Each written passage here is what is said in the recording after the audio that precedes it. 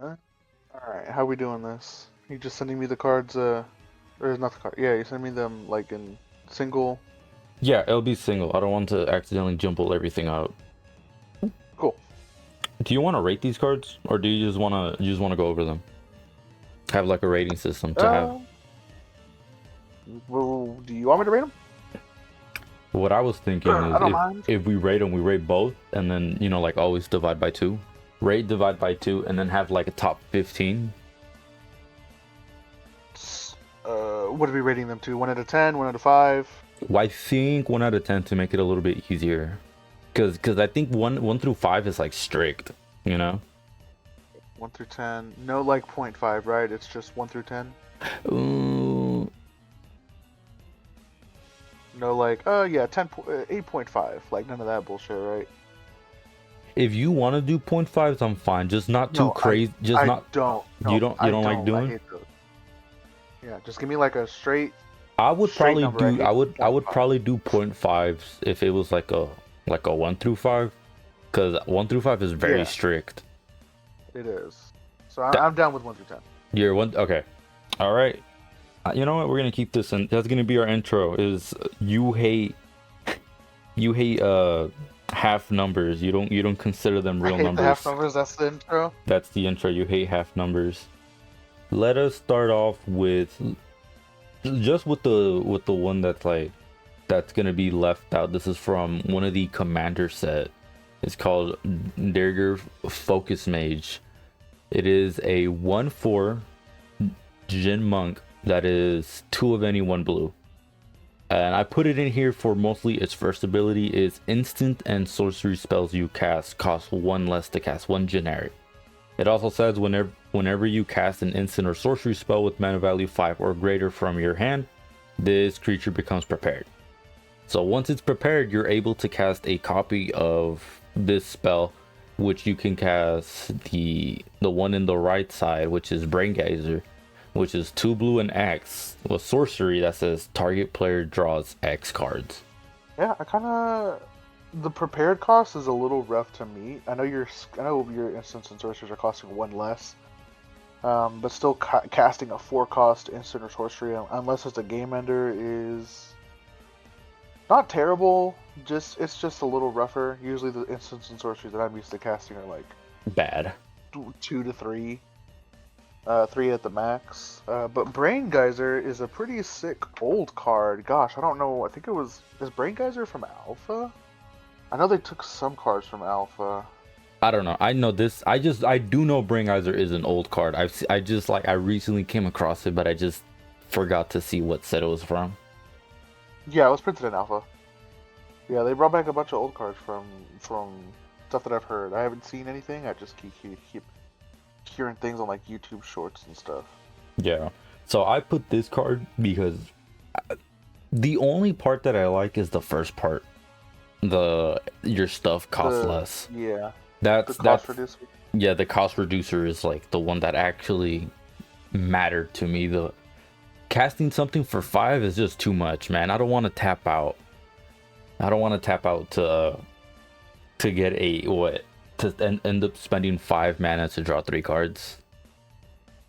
Or I guess 4 because instants or sorceries cost one less. But like I don't think it's I don't think it's worth it.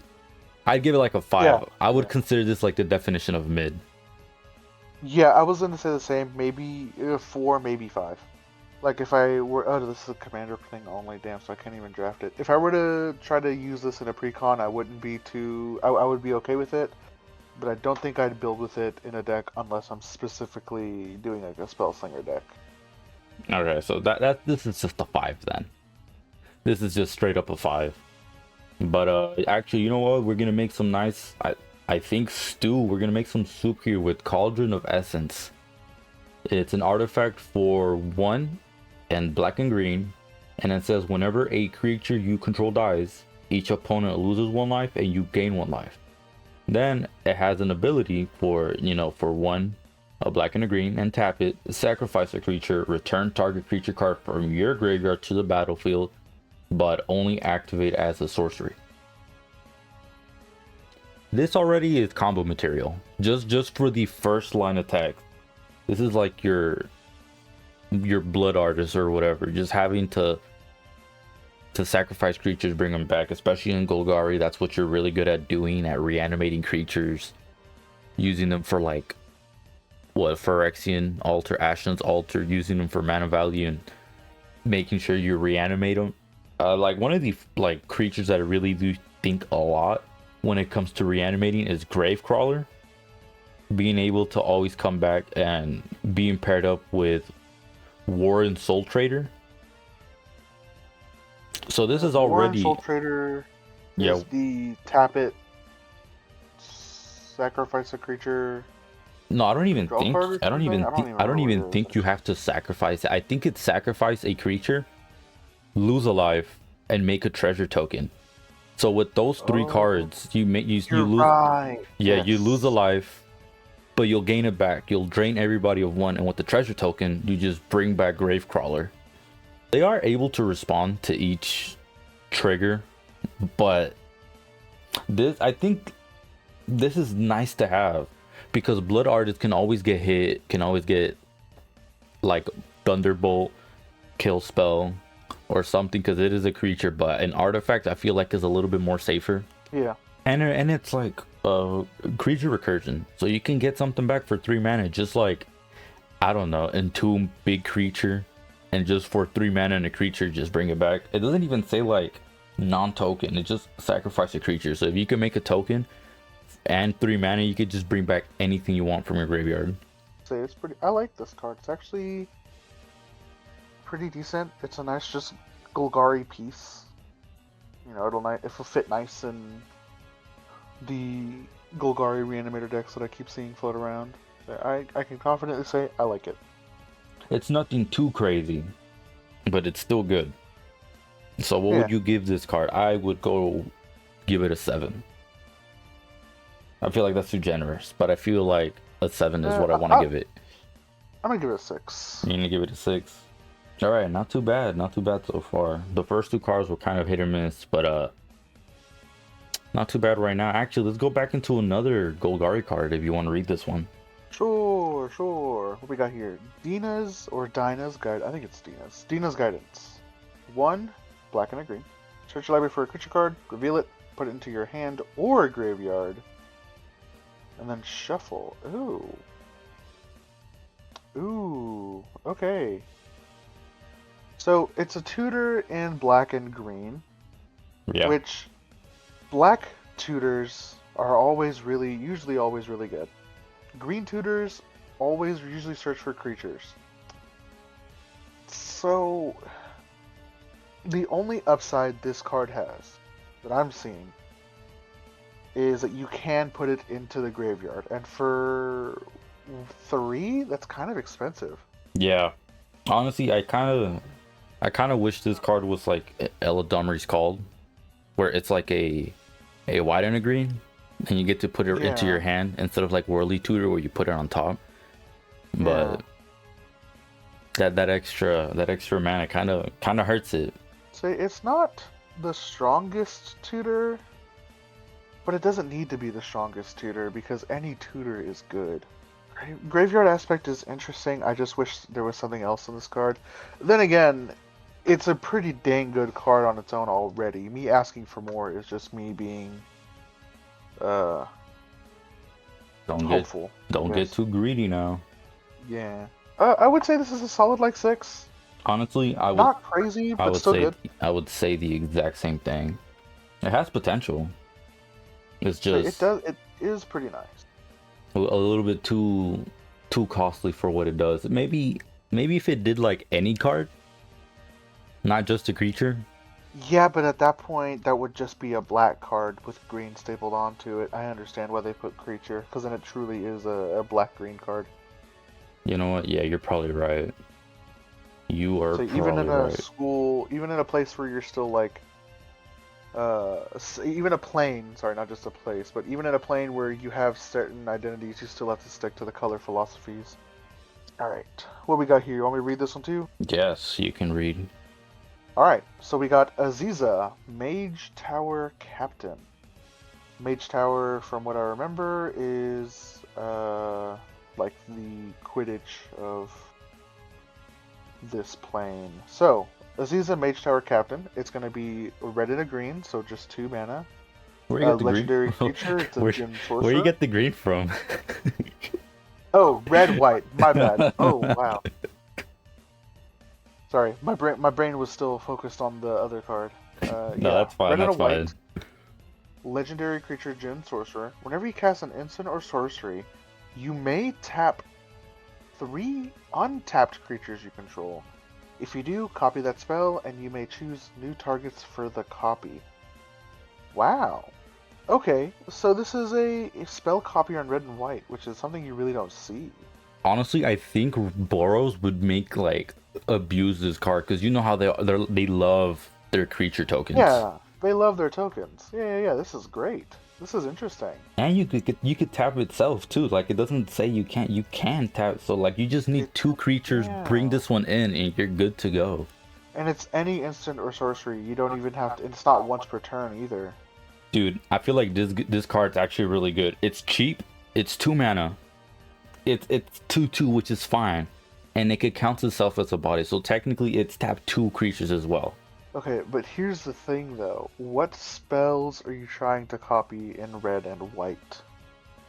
Like in blue, you have all those big draw card spells and stuff, and in red and white, what do you got? What are you trying to copy with red and white? No, I'm thinking like, what does white really have? What does white and red really have? They have removal. They do have removal. That is true. So if you want to get rid of some creatures but don't want to board wipe because you have a heavy board, you could just cast a single target removal and get rid of 2 creatures. I mean, I Problematic feel ones like we're maybe? being a little bit too narrow-minded and just thinking this as the 100 when it could be the 99. You know, like Yeah. just because this is You Boros, also yeah. There's a just, bunch of spells that make tokens too. You could just copy that those. is true. Like even though Yeah. this is Boros, that doesn't mean that we should focus only on Boros. I feel like this could be really good in Jeskai. Splash in some blue, get in like the Oh effects of blue. Or yeah. Abzan. Abzan also loves their creatures too. This cannot go into Abzan. You sure? Really? I thought it could. Abzan is green, white, Oh, black. fuck, you're right. It's Mardu. Mardu. I'm. Mardu. Yeah. Yes. We were a little bit too harsh, just keeping it on Yeah, Boros, and but in reality, it could go into like these other decks in the 99. Not just be the commander and like shut you yeah. off from the good stuff. And I know Pioneer is dead, but I wonder how this would do in Pioneer. It's pretty cheap. It's not hard to get creatures in Pioneer. Creatures are very easy to cast in Pioneer because usually there's a bunch of low CMC stuff because it's kind of competitive. Modern, I don't think this would do anything, quite honestly. 3 creatures is too much to tap. And I don't know anything about the standard environment right now. It's always changing. I might experiment with this in Pioneer, seeing if there's any Pioneer shops near me, because this looks fun. Just try to get this out as fast as possible, spam token generators. That's if they don't have a board wipe. I don't know. It's an interesting space to think of. I would like to think about this later. I mean, it'd be really cool to like cast a board wipe, or like someone cast a board wipe, and then you in response, a Chroma's Will, give your things indestructible, and they're like, oh, I'm actually gonna counter that, and you're just like, oh, that's, you know what? I'm just gonna tap 3 creatures. I'm not even casting a spell. I'm just gonna tap 3 creatures to make a copy. This gets around counters. It feels like it gets around counters because you could just make a copy whenever you want, as long as you have the 3 creatures. I didn't even realize that. Oh yeah, so I would give this card a solid 7. You give it a 7. Yeah, I like this card. Ooh, I might be giving it a little bit too much. I was gonna give it an 8, but you know what? It's fine. I'll say It's an supposed 8. to be our opinions. I was about to give it an 8, but then I realized it was a 2/2, which means it can get shocked. It can, but like I don't know. I feel like if it was if it was a little bit too like more defensive, I feel like it'd be annoying to get rid of it. I feel like it'd be too strong. Yeah, I agree. All right. Let me go with. Let me bring. I'll talk about this card. You've been talking about the other past like 2 or 3 of them. Our next card here is Grave Researcher. Is a 2 and a 3 for a 3/3 troll warlock. It says at the beginning of your upkeep, surveil 1. Then, if there are 3 or more creature cards in your graveyard, this creature becomes prepared. So when it is prepared, you are able to cast the other spell that it has stapled onto it, which is Reanimate. So we're seeing Reanimate here, like the Reanimate, not just any Reanimate card. And it's, for the ones that don't know, for a single black, it is a sorcery that says put target creature card from a graveyard onto the battlefield under your control, and you lose life equal to that card's mana value. Okay, so turn 3 you throw this down, and then Surveil 1, maybe you had a 1-drop and a 2-drop die. You can't even reanimate on that turn unless you have any sort of rock or something, but usually everyone does. You could reanimate as early as turn 3 if you're on curve. Me personally, I think this card's a little bit too slow. Like, it's nice. It's nice to have the reanimate, but you need to have this card. You need to have 3 creatures, and you need to wait a whole turn cycle. I mean, it's nice to have a reanimate. This is, I mean, hopefully it'll be cheap for the people that are trying to, you know, start off in Magic. But like, for anything else, it's a little bit too slow. You could just run reanimate. You could just run reanimate, but like, well, I mean, at the same time, you can't recast reanimate. You can't recast like, reanimate. That is true. This is recurable. Yeah. Recurable reanimate. Like I said, it's slow, and also you run the risk of, like I said, not only do you have to pop this down, have your graveyard, and then maybe you want to steal something from an opponent's graveyard, but if your opponent see what you're doing, you're giving them the turn to respond. Like, I'm not saying you tapped out, but chances are you probably did tap out for this. So this creature is vulnerable, and like I said, your opponents can just like gun it down to make sure you don't do what you wanted to do, take something that they don't want you to take. I kind of like it, actually. It's a good, I would say, like 6, because it's recurable reanimation, which isn't really hard to come by in a game of Commander. And it is a creature which makes it easier to remove. However, it's just, it intrigues me, I guess. You got that? You got hope for this card? I was gonna give it a 4. I'm not too proud of this card. I'm giving it a 5. You're gonna give it? Oh, you're actually gonna give it a 5? I'm giving it a strong 6, actually. I would say it's above average because of how interesting it is to me. All right. This card, somehow it's seeing something. Okay, this card, the next card, will definitely be better. This one, I'm gonna hold your balls when I say this. So right here we have Micah, a Reader of Ruins. Micah here is a 3 and a red for a 4/4 legendary creature, human artificer, uncommon. It has ward, pay 3 life, and it says whenever you cast an instant or sorcery spell, you may sacrifice an artifact. If you do, copy that spell, and you may choose new targets for the copy. Oh, okay. I feel like this one has a little bit of sauce to it, you know? It does. I like that it's a 4/4 too.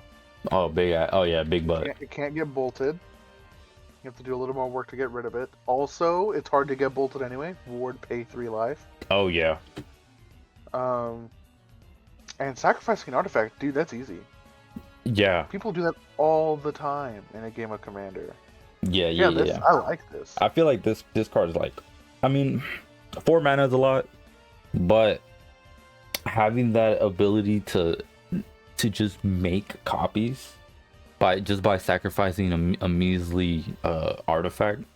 So like, maybe if you're running, I don't know what colors you want to be running, but if you have your Smothering Tithe, you could use those as just making copies.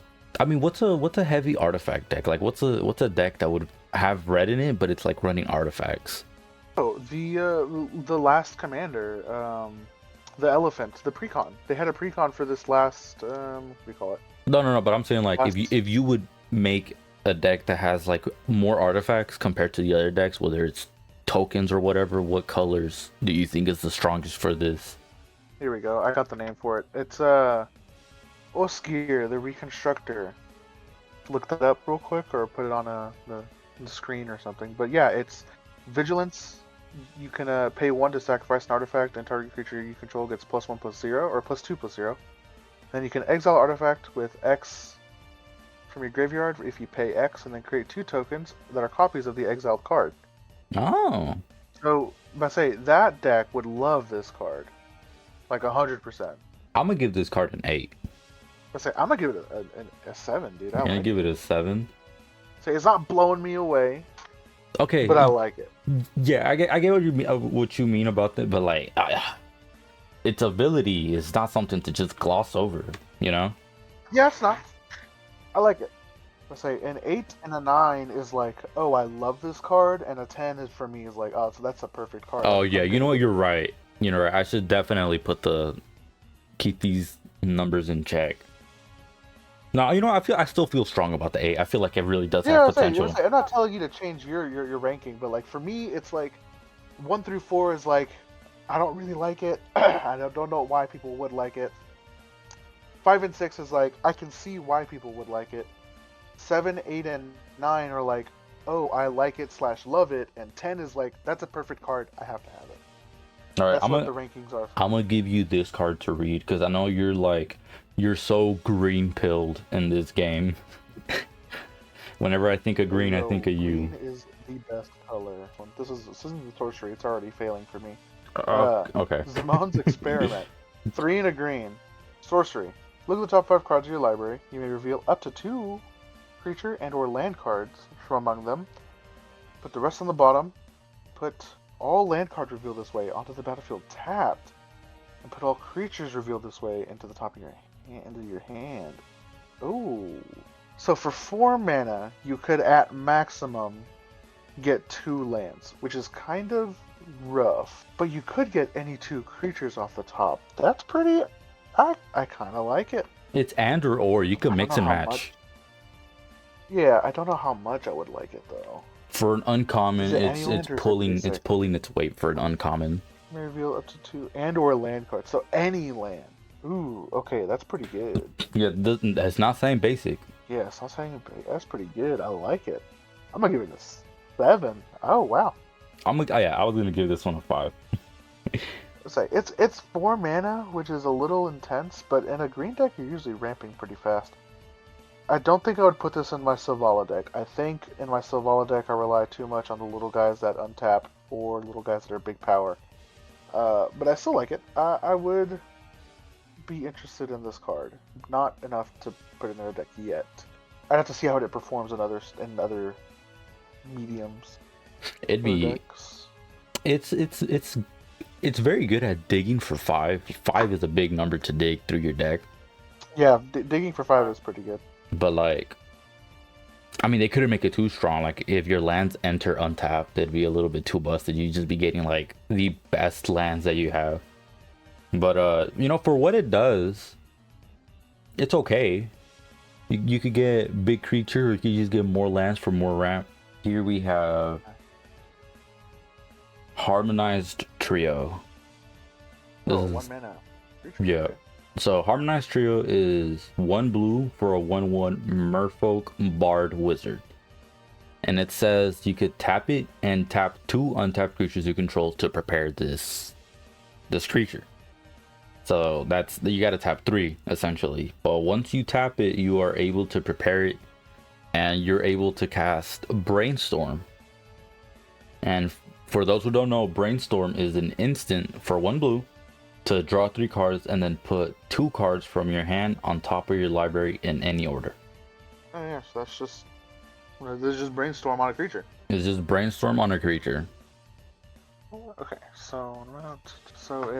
it's another thing that requires 3 creatures, which is funny. Yeah, Because but it works off of 12. at a more restricted rate. This creature becomes prepared. So it costs 3 creatures. So you initially have to pay 2 to brainstorm for the first time because you pay 1 to cast it, and then you have to wait a turn, and then you can tap this and 2 other untapped creatures, and then you can cast brainstorm, which isn't an amazing rate. That's pretty slow, but it is repeatable brainstorm, which in Magic I'm not really sure, and not in Magic.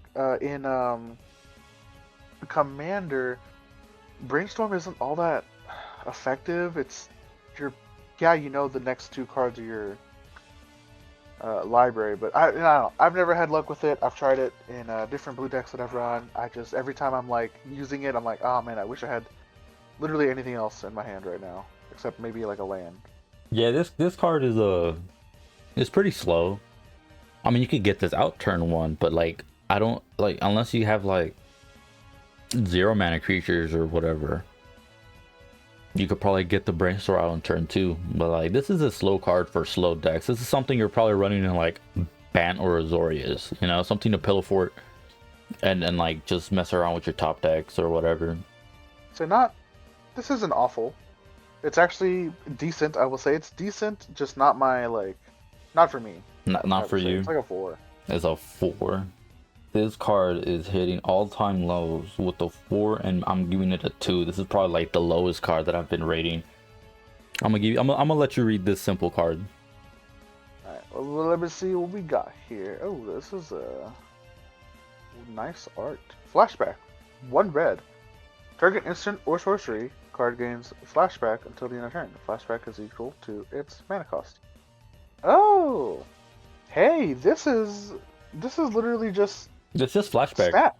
This is just flashback. yeah, It's yeah. Snapcaster Mage. This is Snapcaster Mage for a singular red. Wow, color shifted Snapcaster Mage. Who'd have thought? Just Power flashback crep. isn't a- Power crep Yeah. Snapcaster Mage. This is pretty sick. It's really cheap, which means you can flashback something expensive and not have to have a lot of investment if it's just 1 red. So I kind of like it. This is pretty decent. I can see this card going for like 6, maybe like $8. Its name does exactly what it says. You flashback and then you cast flashback to flashback for 1 red. For you, I guess you maybe not too crazy, but I feel like for me this is a card that I would actually really would love to have in my all gas Grixis deck that I have. Just trying to go in and then flashback if I really like, because I'm probably gonna abuse it like Snapcaster Mage. Just try to get that Force of Will out, that Fierce Guard, that just the big cards that I need. Or like, if you try to stop me, I try to stop you with like, oh, this dude's tapped out. He doesn't have anything. He doesn't have no counters. Doesn't have no bounce spells, and just 1 red instant. And red is like really easy to like come by, especially with like yeah, absolutely. I'm giving this card personally a 10. I feel like this card is just so good for me. Oh, dude, I didn't even think about it. This goes crazy in Storm. This I goes was thinking crazy in just normal Storm. spells. No. This is crazy Yeah. in Storm. Whether you want to go off of a failed Storm, or if you just need that protection. Yeah, this is a 9, dude. This is pretty good. Here we have actually a card putting in work. What is our next card? I already showed you that card. Oh, this is okay. So here we have, what the fuck, Moseo? Moseo? I was saying Museo like Spanish, like Museo, like almost like museum. That's his name, or that's its name. I don't know what the fuck this is. Moseo Veins. He's a bird. New Dean. Yeah, it says right. It is a 2/3 for a 2/1. So like very frail, but it is a bird skeleton warlock, which is, I don't know, that's kind of cool to have. It's a legendary creature that has flying. And it says when Moseo enters, create a 1/1 black and green pest token, and it says whenever this token attacks, you gain 1 life. But it also has infusion. And what infusion does is at the beginning of your end step, if you gained life this turn, return up to 1 target creature card with mana value X or less from your graveyard to the battlefield, where X is the mana of life you gained this turn. Ah. So what's interesting to me is I don't see green in this card. I just see black. It's just pure black. Yeah. Okay. However, I still would say I'm still a fan of this card. Beginning of your end step, if you gain life this turn, turn up to 1 target creature card with value X or less from your graveyard to the battlefield, where X is the amount of life you gain this turn. So in a mono black deck, do you gain much life? No. I don't play a mono black deck. No, so but that's why you mix it with like Azorius that's why or you- like that's why you Esper. splash this- Yeah, in a green deck. Of course. Oh yeah, you could put it in a green deck too, I guess. I mean, as long as- Commander. Yeah, especially with all of these pest tokens where you gain life. Okay, I can. You know what, dude? I kind of messing with it. I kind of fuck with it. You kind of fuck with it. Yeah, I do. This is gonna be the 8. This is an 8 on my scale. Yeah, I like it. The only reason I'm ranking it higher than what it should be, it's because it's not like a you have to wait a turn cycle. It's right on your end step. So you go and gain life. I don't know if you want to like Swords to Plowshare your own creature just to like abuse the life gain, get something out that you don't want to get, or just like a bunch of taxes with black and white extortion or something like that, or like the Gray Merchant of Asphodel, just like devotion to black, having something big and scary in your graveyard or something that you need. You could just put this down, and then because you gained the life, it would activate and it would see you gain the life. It knows that you gained the life, and it's just like ready to go. But it is weak, very very frail. It can get pinged very fast. Yeah. What did you say you gave it this card? I give it like an 8. Like an 8. Okay, I would give it a 7. It still has something to it. What we got here? We got Erode, 1 white. Destroy target creature or planeswalker. Its controller may search their library for a basic land. Put it on the battlefield tapped. Then shuffle. Okay, so this is Swords to Plowshares. No wait, Path of Exile. Whoops, wrong card. Yeah, same thing. One white, get rid of something. This is a Path of Exile, but it has the added benefit of getting rid of a planeswalker, which Path does not do. So, gosh, are you ever in a situation where you just need to delete a planeswalker really fast?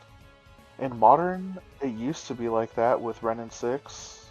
In Commander, you have 2 other people you can depend on to get rid of that planeswalker if it's really that much of a problem.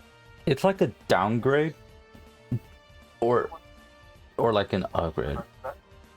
It is a downgrade for sure, because it's not just a path, it's a path that destroys, which is a lot worse. Yeah, because destroy you could kind of get around.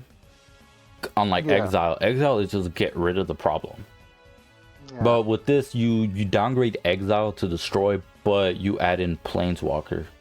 God, at the end of the day though, it is just cheap removal. It is like cheap removal. Like if you're running a deck that just kind of wants to like control the board, say get rid of creatures, you have your path, you have your swords, and you don't want to run like the other expensive removals, you know, like generous gift or some other stuff. Yeah. This is just another already running it. Yeah. Where this is just another 1 white, get rid of something. I like it. I'm gonna give it a good solid 8. Yeah. You know what? Yeah, I'm gonna be right with you and also just give it an 8.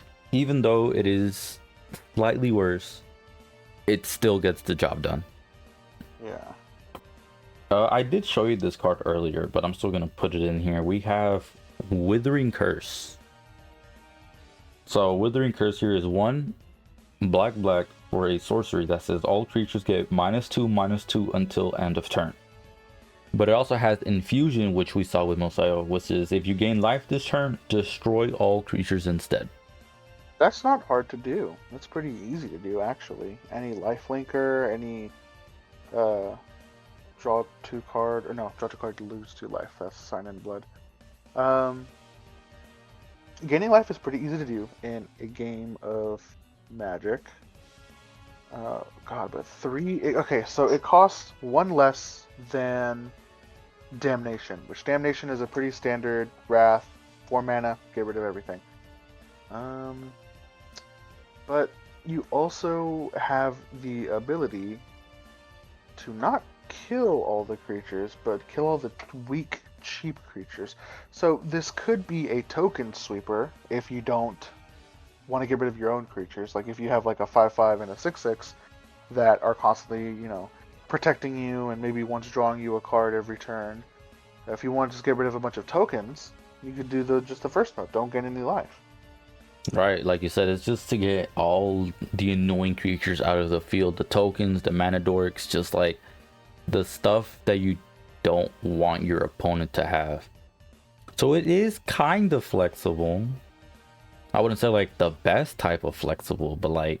No, I wouldn't say it's like the most flexible card you can have in a deck, because they're, aside from actual modal spells, they, you know, there are other flexible pieces, but this is pretty good. I mess with it. Yeah, it could just bend a little bit, like nothing too crazy. Yeah, I would give this a solid. I hate to give it another 8. The last 3 cards have been like 8s, but it just feels it feels that way. It's not blowing me away crazily. I'd say it's an 8. It's pretty good, but not. You know what? 9. Straight up, giving it a 9. Wow, this card is getting some heavy praise because it's gonna go into. It's gonna be because I'm gonna give it a 7, so I'm gonna bump it down a little bit that way. But you know what? Okay. Emeritus of Woe. 3 and oh wait, no, it's actually Emeritus of Wilds of Eldraine. Okay. 3 and a black. Creature, Vampire, Warlock. So 5/4. Oh wow, a 3-mana 5/4? That's pretty sick. Yeah, pretty chunky. That's pretty deadly. This creature enters prepared, and at the beginning of your end step, if 2 or more creatures died this turn, this creature becomes prepared. Yeah, so it continually becomes prepared, and I feel like with black, it's very easy to do that. Yeah, it's pretty easy to turn that on if you're in a commander game. And then Demonic Tutor, 1 and a black. Search your library for a card, put that card into your hand, and then shuffle. Yeah, that's pretty good. Yeah, this is actually something right here. Yeah, no, this is yeah, it's pretty good. You like it? I'm gonna give this one. I mean, I'm probably going a little bit too quick on giving it a rating, but this card, I mean, a little hefty. 4 mana is a lot, but having a 5/4 that is gonna survive a bunch of stuff. You can even you could like safely block as well. Also, very nice that it comes in prepared. So if you have a way to bring this out quickly, cheat it out a little bit, you already got that D-tutor ready to go. I'd say a 9. You gonna give this a 9? Yeah. Because I was gonna give this one an 8. This is like I think it is something. This is definitely something. Yeah, that's a 9, 100%. Emeritus of Woe actually coming in and doing something for once. Okay, so we're nearing the end, but here we have Emeritus of Ideation.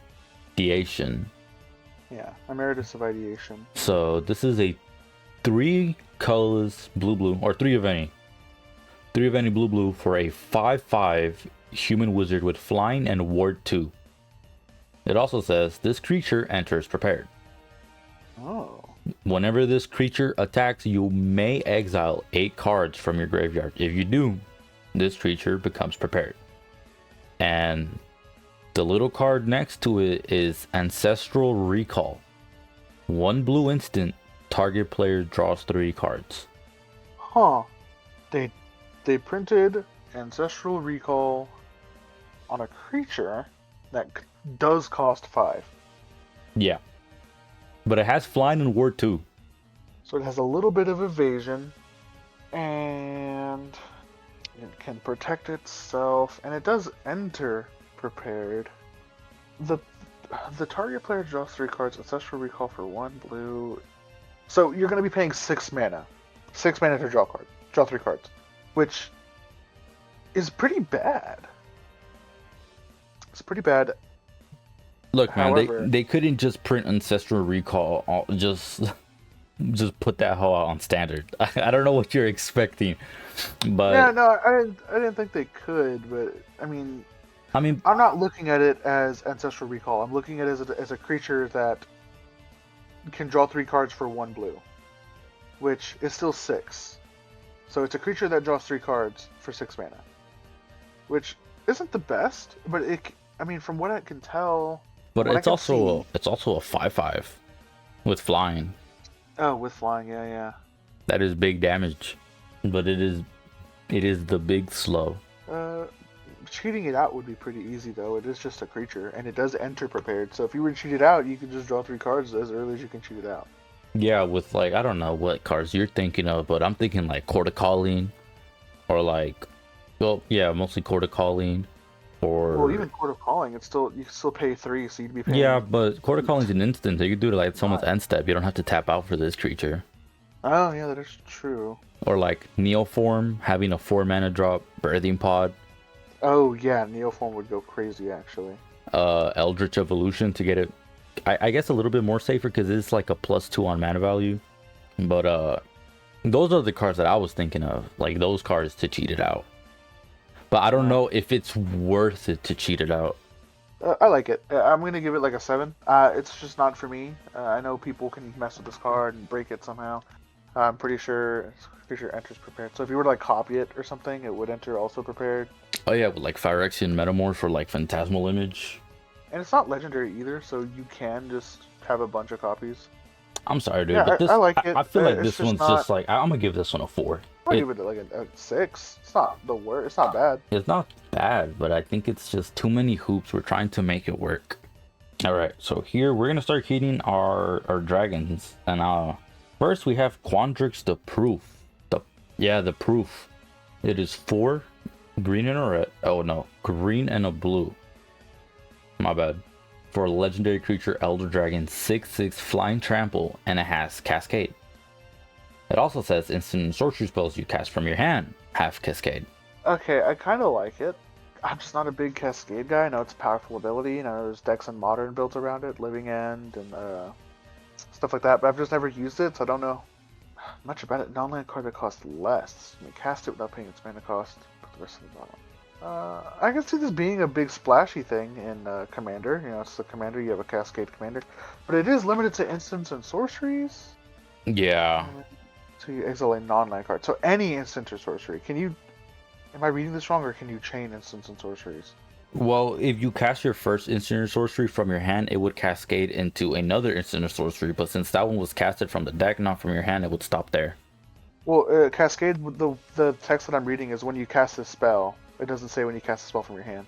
When you cast a spell, exile a card from the top of your library until you exile a non-land card that costs less. You may cast it without paying its mana cost. Put the exiled cards on the bottom in any random order.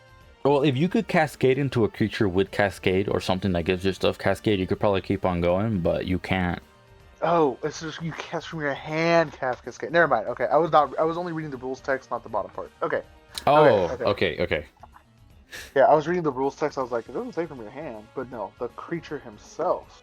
The creature himself has cascade, so like it does something when it comes out. Honestly, very cool. I love cascade. I love cascade personally. I think it's one of my favorites, but I don't think it's the best for this color combination because like Simic is like creatures, you know. It's a little bit more creature heavy. So like this isn't really it for its instants and sorceries. It's like I would be running a little bit more creatures than I would be running I'll still run a good amount of instant or sorceries, but I'm running more creatures than the decks that would like to have cascade, you know. So this one, it still does something. If you have like, I don't know, like food chain, you could really do something with this. Oh, absolutely, 100%. You know what, just for the whole food chain thing, I'm giving this one a 7. Yeah, I was gonna say I'll stick with the 7 for that one. You'll stick with the 7. Okay, so Quandrix right here hitting a 7 right here. Next, we're gonna go with my favorite dragon, Witherbloom the Balancer. Witherbloom here is what the fuck? It is 6 of a black and a green. This is 8 mana. Hold on. But oh wait, hold up before I go. It's a legendary creature, Elder Dragon for a 5/5, flying and death touch, and it also has affinity for creatures. So for those who don't know, this spell costs 1 generic less for each creature you control. Tokens are included. It also says instant and sorcery spells you cast have affinity for creatures. So you could potentially cast this for 2. Okay. You can make a bunch of creatures. Not as good as Boros can, but like you could still make creatures. Yeah. Well, isn't this color's whole thing in the set to make little tokens? Yeah, it's to make pests. That's what I was gonna say. Like you have the ability to make a bunch of pests. So in black green there are a bunch of big instants and sorceries, Rise of the Dark Realms, and then for green you have what's it called, Savala Stampede. Not only that, like if you really want to go, if you have like a bunch of creatures and you want to end the game, you have Torment of Hellfire. Oh yeah, no, that's yeah. You have your big enders. From the top of my head, you have Finale of Devastation, if you really wanted to, because everything is now heavily cheaper. Your cars go as cheap as they can go. because like you are probably making a bunch of pests with this. There's like other cards that like I think Avengers undercard. If you have like a bunch of lands, you make a bunch of saprolings. You can make a bunch of saprolings. Like I said, Finale of Devastation, Triumph of the Hordes, give your stuff infect. Like you can make the most out of this with black and green. I think like we did kind of struggle with Simic, but with black and green, we kind of have an idea of what cards we would want to be using with this dragon.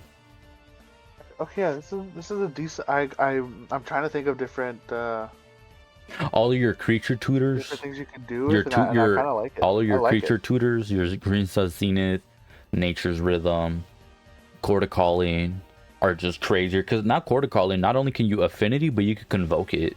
All of your tutors are like your black tutors are cheaper now. You know what? I'm giving this one an 8. I'm giving Witherbloom an 8. Maybe I'm a little bit biased because of black You and can give green. them a 9. You sound like You you know, want to go higher. yeah, you know what? I'm not gonna be scared. I'm giving this a 9.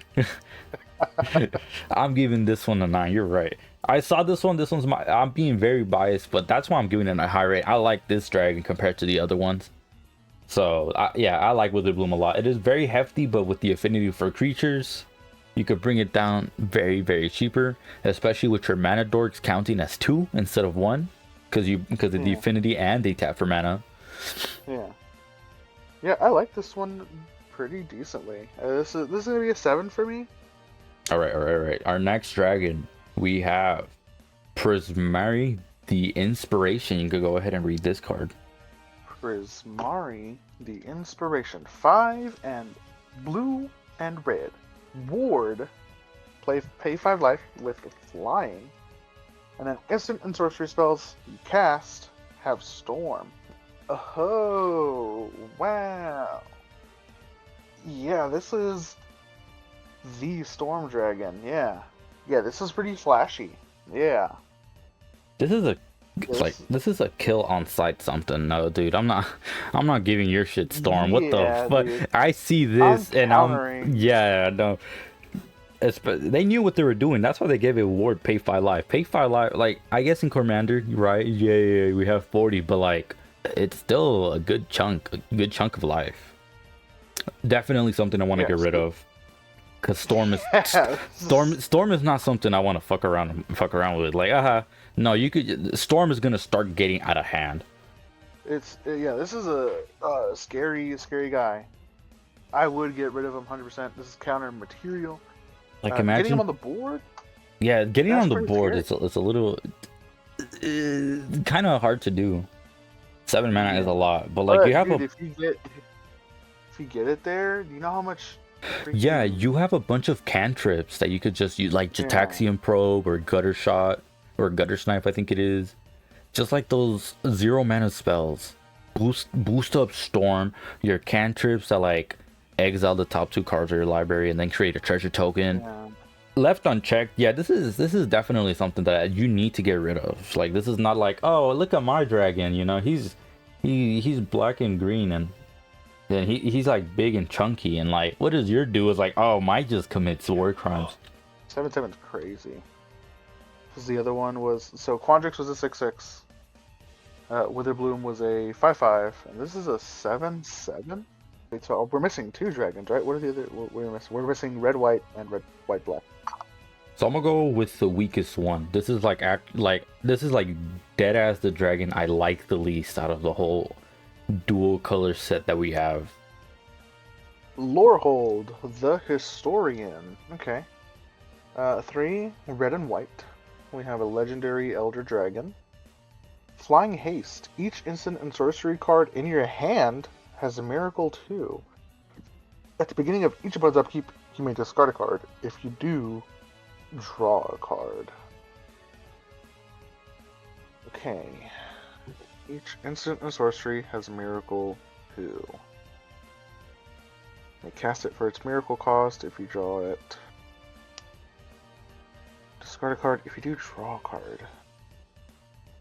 So this deck is looking like it's supposed to at the beginning of each like opponent's turn cast a spell. It's really dependent on the deck, like how it's shuffled.